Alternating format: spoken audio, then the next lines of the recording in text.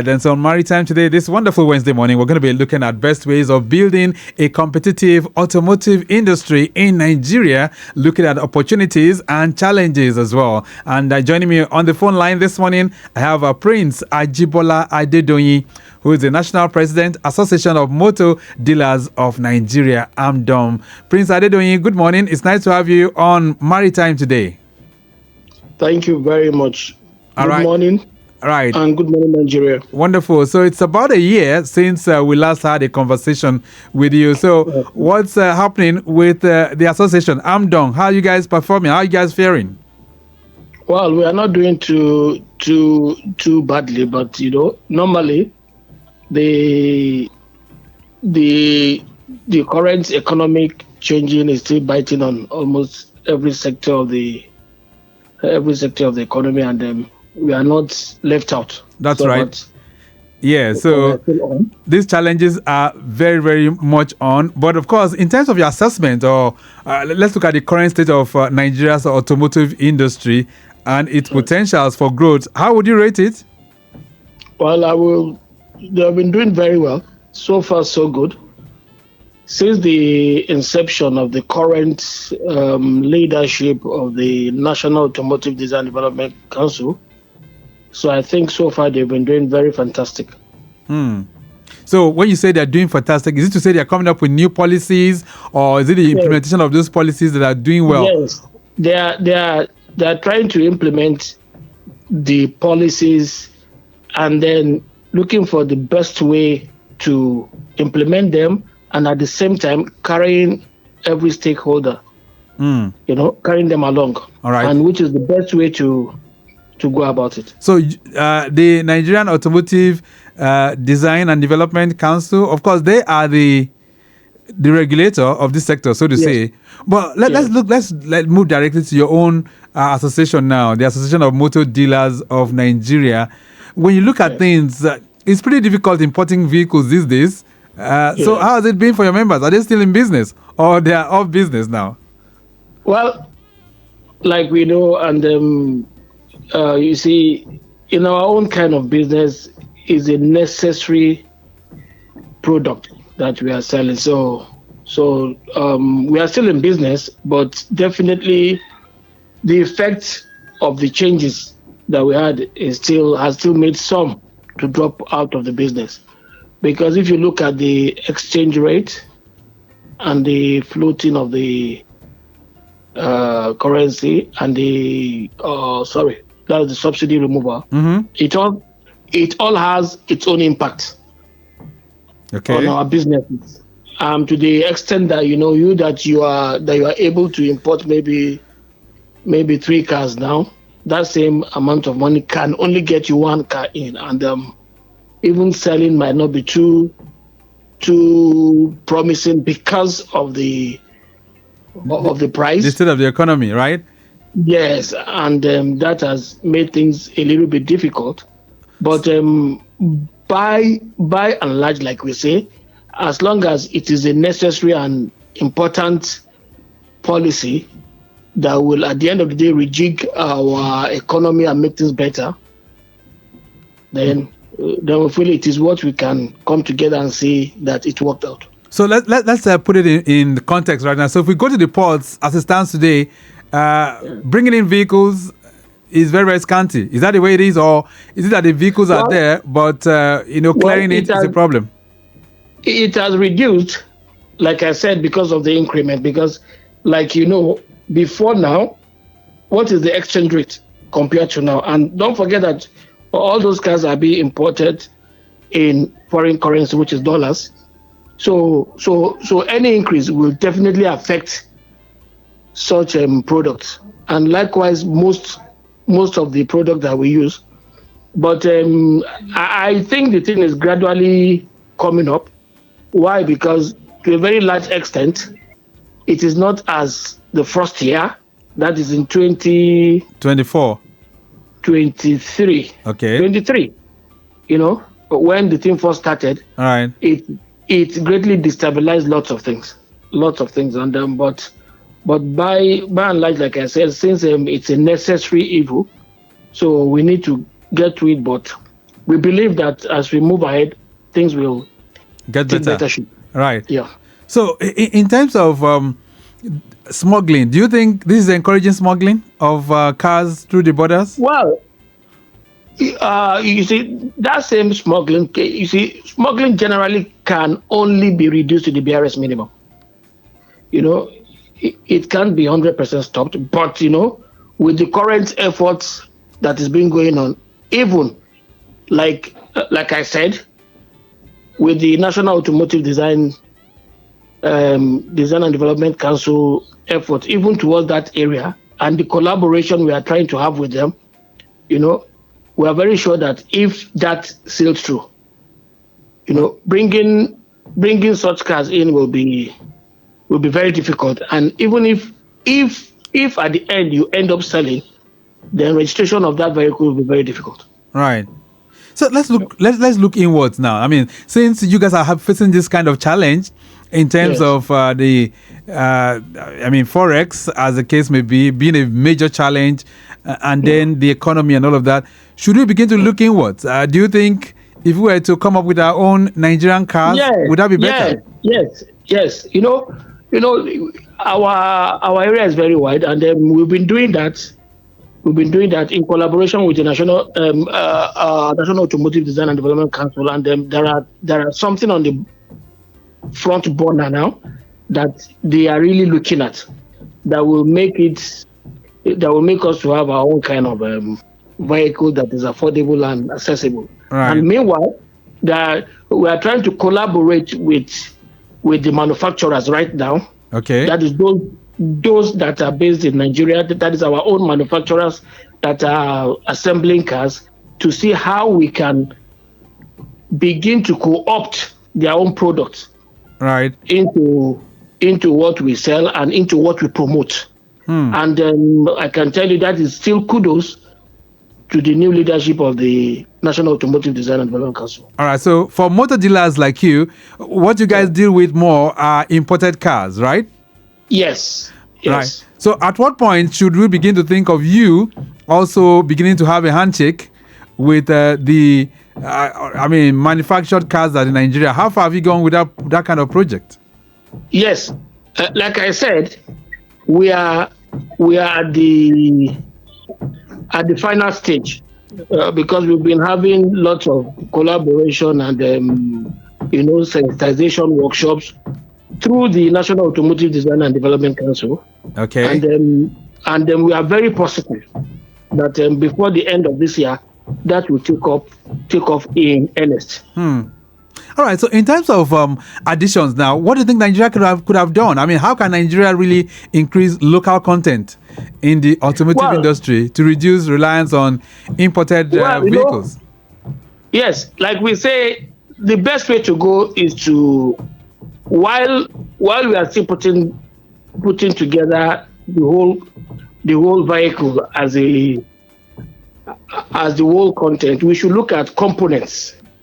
Okay. More components, that is vehicle components, because you see, even the so-called nations that said that they produce cars, right, they don't produce every component of the car. They still import some. Okay.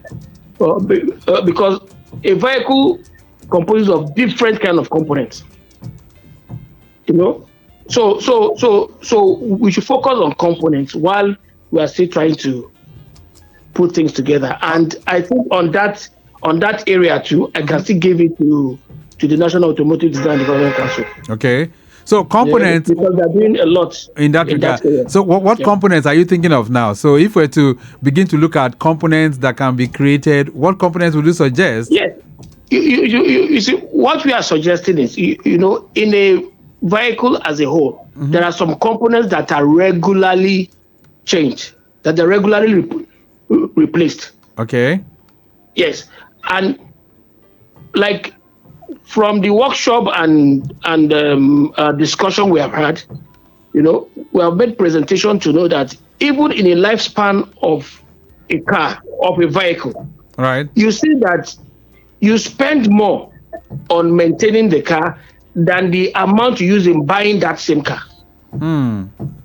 So which tells you that those that are even producing those car components, they make more money than those that are even coupling it and selling that whole car. Okay. Right. So there are some regular components in cars, like the windshield, like the tires, like the engine oil, like brake pads, all those things. They are things that regularly they are in demand to keep that same vehicle going. And right. by the time you sit down to do your own calculation, you now realize that wow, the same, like that same amount you have spent in maintaining this car has even outgone the amount of the car. Right. It is solved in its lifespan. Let's talk about the challenges that you guys are facing now. So, if we are importing cars, as it were, from AMDON, the prices are so astronomically high these days. Is there anything that you think government can do in terms of subsidy, or perhaps in terms of bringing in waivers for you guys? Yes, we will not mind waivers, but like I said, there are some things that we know that waivers might not be possible in terms of the exchange rate, or because whatever we buy, it is still on that rate that they will charge their duties and levies and all whatnot. So the only thing that maybe the government might do in that area, which of course too, they have to look at it vis-a-vis it not affecting our own local production. Okay. Because as we are trying to cushion things, we should also look at the other side of it, so that it won't affect our own coming up. Because the truth of the matter is, what makes one to be self-sufficient is you being a productive nation. Right. Okay. So as we are trying to get a cushion for that, then we should always look at the other side, and that is why we should look at least mass transit. Vehicles that are used for mass transit. Okay. That people always use. That can make it much better, carry more people. The largest population uses. All right. Then just hold on 1 second. Lagos Traffic Radio 96.1 FM. Maritime today is the program, and this morning we are building a competitive automotive industry in Nigeria. We're looking at it from the perspective of AMDON, the Association of Motor Dealers of Nigeria. And of course, I have the president of that association, Prince Ajibola Adedoyin. We're going to touch base with the new things that are coming up in motor vehicle dealership these days. The kind of vehicles, I'm sure he'll be talking to us as well as it relates to that. But let's get back to the roads. Ekpe corridor this morning. The update coming from there says it's very much unhindered traffic. That's what's happening within the Ekpe end. Movement from areas like Mojoda connecting Itamaru, areas like Kayeturu are having it very, very good as we speak. And then from General Hospital Junction, linking up with the T Junction, Temu, Okiosho down to K2, all looking pretty good. Free flow of traffic has been experienced as well from the T Junction, connecting Alaro City, Elenrogbe, and others. So it's a good drive navigating through that end. We're still tracking that broken down. That's an empty 40-foot container laden trailer with a propeller problem. This has occupied a lane while ascending Mile 12 Bridge inwards Kushofe. So take note of that. Those of you within that corridor, that's what you will find right now. Let's get back to the conversation, Prince Adedoyin. Investment. For those who would like to invest in this, investment financing for the automotive industry. How is that playing out? Are we having people that are really, really investing in this sector? Yes. Yeah, people are really showing interest because we have the population in our hands, and our transportation system needs lots of people to come in, and there are things that are looking up at the transportation system, because we are really lacking in that area. Okay. Because we know that our transportation system as a body, the that the only affordable and existing and accessible mode of transportation right now is the road transport. Okay. And equally, we are really not. We are deficient in that area because we need more. Okay. Are people to invest? Yes, because we have the market. All right. We have it. It is there. Let's talk about the kind of vehicles that you guys import and how prevalent these vehicles are. Now that times are changing, are you looking at the trends in terms of vehicles that you import? Yes, we are, and we're able trying to collaborate with the government of the day through the same National Automotive Development Council to see how we are trying to co-opt the CNG and the electric vehicles. Okay. What we do, because for the greenhouse thing, and at the same time because of the fuel price. Right. So that's what we're looking at. All right, Lagos Traffic Radio 96.1 FM. If you want to also be part of the program, feel free. 08099120777. 09153877127. Those are the numbers. 08099120777. All right.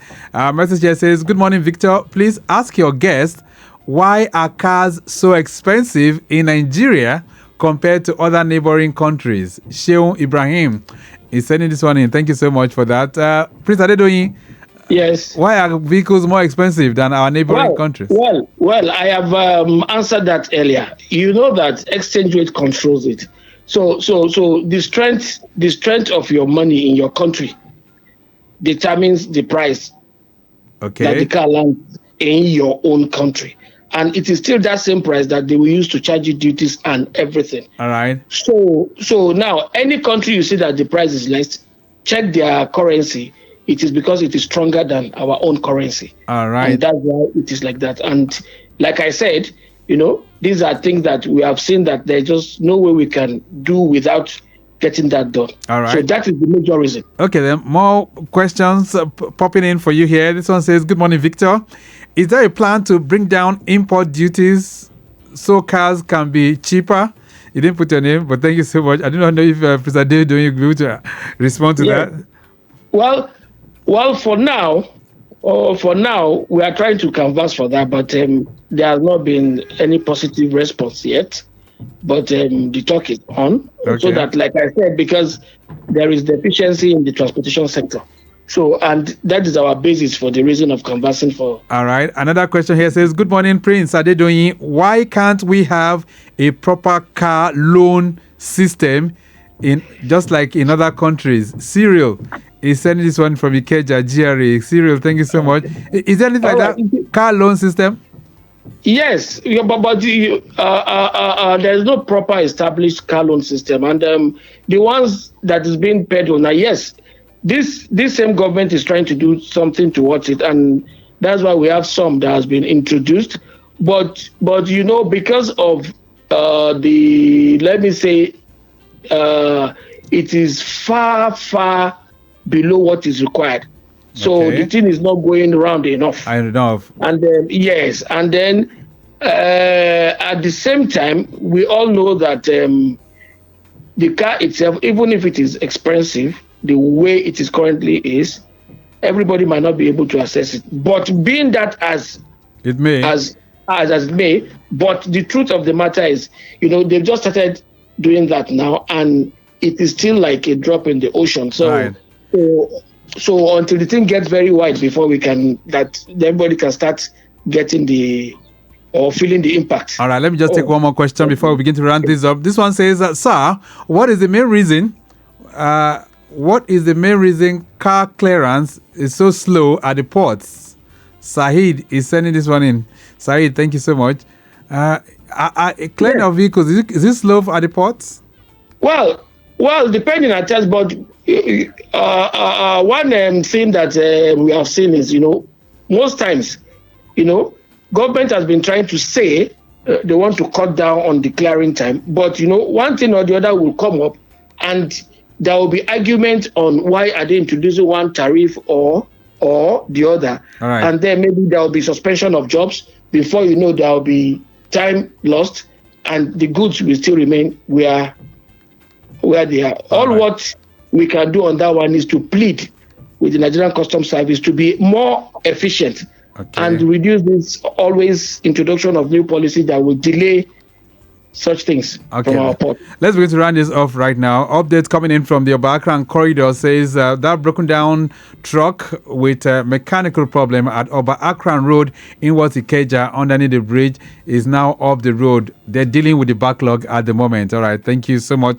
control room. So as we round off, Prince Adedoyin, what's the message and which direction are we traveling? I mean, should we be expecting that by the end of 2025 or perhaps in 2026, things will get better for vehicles? Yes, we are looking at things getting better because we cannot do otherwise. But we are working to see how it will be possible for the transportation system to be far better than what it is, and to a very large extent we are very hopeful. All right. I think on that hopeful note, we'll round off the program this morning. Prince Ajibola Adedoyin, it's nice having you on the program. Thank you so much for connecting with us. Thank you very much for having me on the program. Okay, then. So on the program, we'll be trying to build a competitive automotive industry in Nigeria, looking at challenges and opportunities. And taking us on that excursion is Prince Ajibola Adedoyin, National President, Association of Motor Dealers of Nigeria, AMDON. We have to go. The program has been produced this morning by Roberta Okpaifo, right? Yes. And also, maximum shout out going out to Dayo Anthony, working at the background as well. Let me appreciate the Shippers Council, and I say a big thank you to Rebecca Adamu, who's Assistant Director Public Relations for the Nigerian Shippers Council. Executive producer is Tayo Akonle. You can connect with the Shippers Council on all their platforms at NG Shippers. My name is Victor Oteri. Have a splendid day. Bye.